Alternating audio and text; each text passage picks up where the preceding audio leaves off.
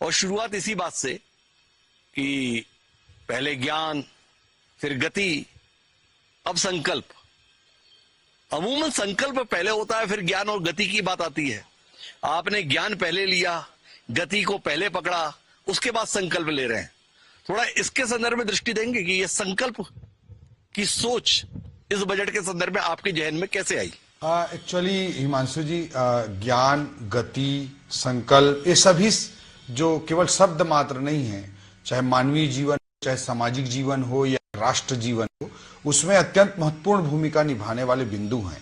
इनके जो डिटेलिंग है कि चाहे गरीब युवा अन्नदाता नारी के रूप में ज्ञान का, या good governance, accelerating infrastructure, technology और इंडस्ट्रियल ग्रोथ के रूप में गति का, इस तरह के जो भावना है, जो इसके जो टर्म है, उससे पूरे विषय को मैं एक्सप्लेन करना चाहूंगा।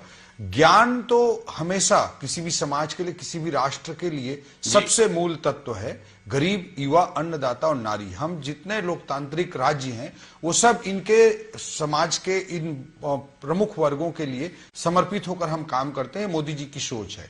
तो इसीलिए हम पहला जो बजट आया, हमारी पहली जिम्मेदारी थी कि मोदी की गारंटी के बड़े वादों पर तेजी से काम किया जाए। इस दृष्टिकोण से हमने ज्ञान को समर्पित करते हुए ज्ञान के वेलफेयर का बजट प्रस्तुत किया।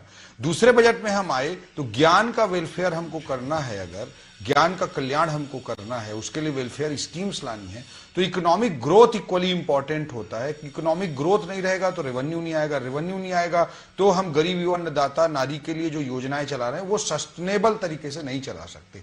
इसलिए हमने गति की रणनीति से ज्ञान का कल्याण, इस थीम के साथ सेकेंड बजट को प्रस्तुत किया। और इस बार उसी जो हमारा ज्ञान है उसी के उत्थान के लिए, कभी भी बजट आएगा वो ज्ञान के उत्थान के लिए, ज्ञान के कल्याण के लिए ही रहेगा।